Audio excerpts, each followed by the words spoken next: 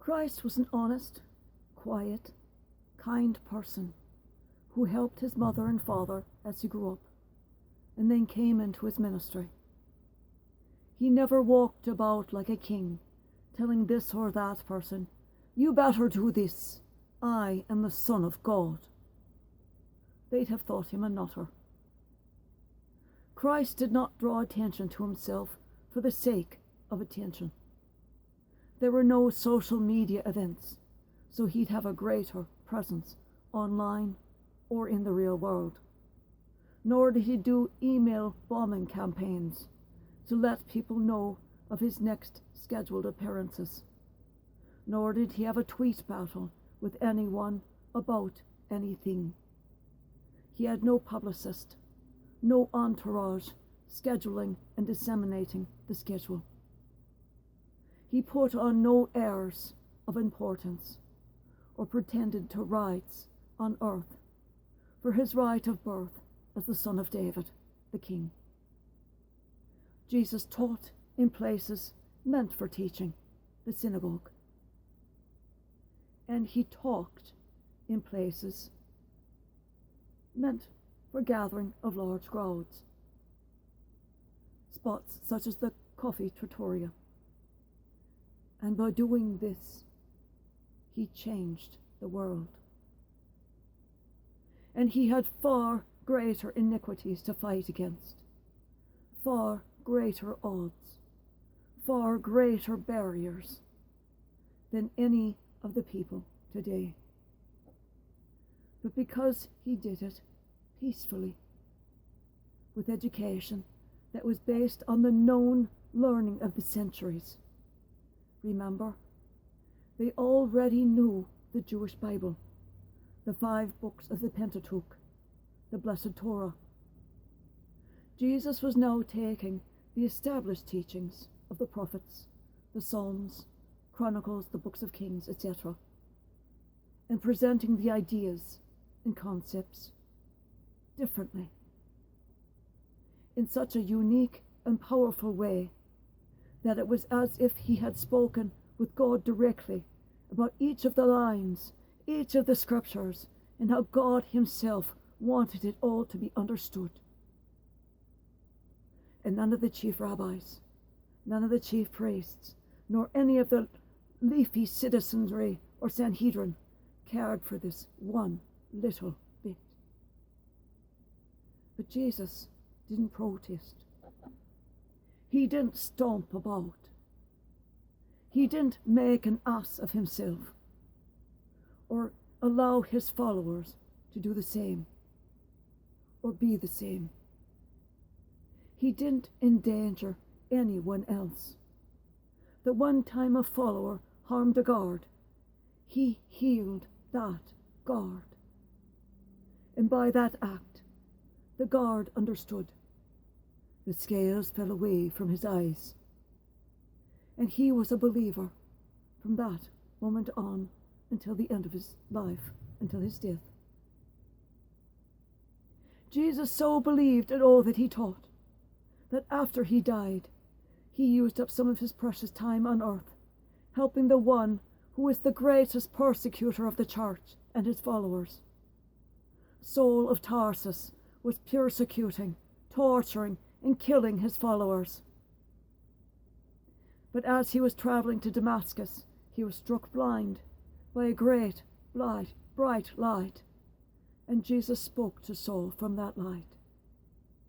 Before Saul was made whole again, Saul had come over to believe in Christ's ministry and became the Apostle Paul and the greatest teacher of the New Testament and the good news of anyone in the history of the Christian church. So with all of the advantages of technology and communication now, why does anyone spread dissension and hate and separation when you could be like Christ, a great prophet in Islam, as well as Judaism and Mormonism and Christian churches, and teach so as to spread love, bring people together and find every way in which to say, we are all the same. We are all created by God in His image. Nothing else is truly vital. We all love and accept all persons, each as an individual, without exception. Why not be more like Christ and less like 15-year-old girls who got smoking by their mothers, stomping around and sitting and refusing to move, throwing things and saying, well, I didn't do it, and calling all your friends so that they can do the same, and just making their parents more upset, just working yourselves into a great big fuss, when there is the alternative.